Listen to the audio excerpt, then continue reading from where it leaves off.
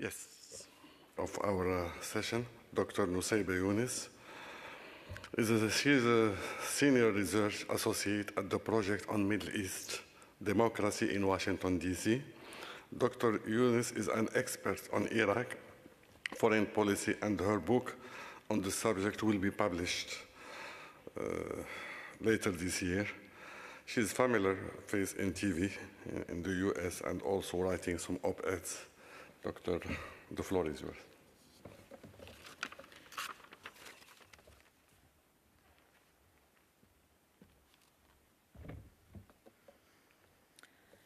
I'm going to give quite a different speech to one I might give in DC. I think I'm pleased to see lots of Iraqis in the audience, and I feel like after today, no one's left unconvinced of the dangers of Shiite militias. And I don't want to preach to the converted, I want to challenge you. So I'm going to talk about some of the harder parts of reconciliation that involve looking inside ourselves. Iraqis have been through hell in the last 3 decades. You would be hard-pressed to find a family that hasn't been touched by murder, by torture, by loss. And in a country where so many have suffered, it's inevitable that there is a deep-rooted mistrust. People blame others for what has befallen them, and in a country where everyone is hurting, it's difficult for people to see past their own pain towards the pain of a neighbor. But what Iraq needs now, more than ever, is for Iraqis to have the courage to recognize and to truly acknowledge the suffering of others.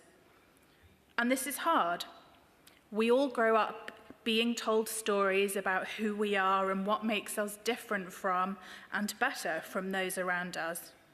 And as we get older, we tell ourselves stories, interpretations of the truth that help us to make sense of our lives and what has happened to us.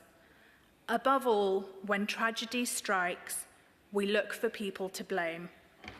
And to rise beyond the need to blame takes hard work and a level of self-reflection that's uncomfortable and difficult. But we need to recognize that all Iraqis, no matter what sect, are victims. Victims of Saddam Hussein's despicable authoritarian government, victims of a devastating sanctions regime, victims of a disastrous invasion, and now the victims of a vicious extremist army. It's when we play down, when we belittle, or when we refuse to recognize the suffering of others that we prevent reconciliation. If your family did okay during the time of Saddam Hussein, it's time to stop telling those people who were victims of his genocidal campaign that everything was better when Saddam was in power. It's time to stop denying who and what Saddam Hussein really was and the horror that he wreaked upon hundreds of thousands of innocent Iraqis. It's time to stop doubting the mass graves and to stop saying that the Kurds were treasonous and brought chemical attacks on themselves. No Iraqi deserved Saddam Hussein. It's a good thing that that man is dead, and unless we fully and wholeheartedly accept the evil that Saddam was, we'll never be able to move on towards reconciliation. It's time to get over the 2003 invasion of Iraq. The invasion happened. Most Western politicians who backed the invasion now recognize the colossal mistakes that were made, but it's been 12 years, and it's not helpful to keep blaming the invasion for all the ills that followed. Iraqis have killed far more Iraqis than the Americans ever did, and that's the problem we have to deal with right now. And it's time to stop blaming Iran for everything that's gone wrong in Iraq. Yes, Iran has played a big role. It has funded and armed militias. It has intervened in Iraqi politics.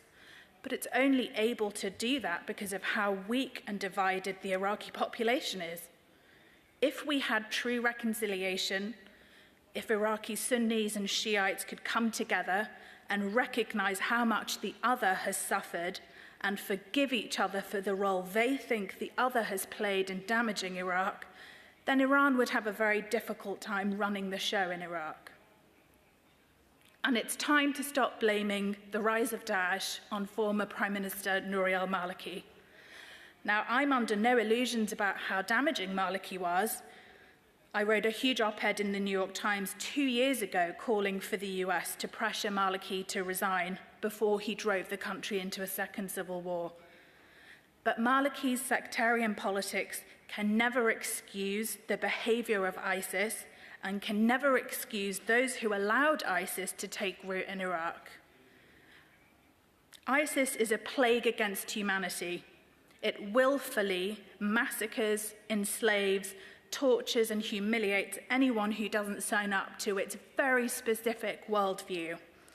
You might find it frustrating how the Western world is only interested in Iraq because of its fear of Daesh, and you might think that the West's fear of Daesh is overblown and the bombing campaign is counterproductive. But don't belittle the torment that thousands of Iraqi victims of ISIS have been put through. We should all want ISIS to be wiped off the face of this earth, regardless of what political concessions Iraqi Sunnis may or may not get out of the process. Indeed, Iraqi Sunnis have a very bleak and uncertain future in Iraq because of the rise of ISIS, and it's time to recognize that more than Iran, more than America, more than Maliki, it's the so-called resistance, it's al-Qaeda in Iraq, and it's Daesh that have done the most damage to Iraqi Sunnis. There are over 2 million internally displaced Iraqis, the vast majority of them are Sunni. And in the fight to defeat Daesh, it will be mostly Sunni cities and towns and villages that will be destroyed. For Sunnis, their priority should be to drive Daesh out of their towns, to work with the Iraqi government to defeat Daesh, and to never again let such evil take root in their areas. The path to defeating ISIS is going to be extremely challenging. The alliance between the Iraqi army, the US Air Force, and Iranian-supported Shiite militias makes a lot of people uncomfortable.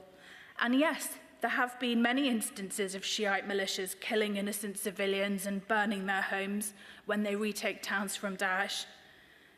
But don't say Shiite militias are worse than Daesh. Yes, some of them have committed terrible crimes, but they aren't worse than Daesh. They don't simply exist to exterminate everyone who isn't like them. Even if you are opposed to the role of Shiite militias, you have to think about it from the perspective of Iraqi Shiites. Think how you would feel as a Shiite whose sons were killed in the Speaker massacre. When Sunni and Shiite soldiers were separated and over 1,000 Shiites were shot by Daesh members and buried in a mass grave. If your sons were amongst the people in that massacre, wouldn't you fight? Wouldn't you fight to defend yourself, to avenge deaths in your family, to defend your country against a group that openly says it wants to exterminate Shiites from this earth?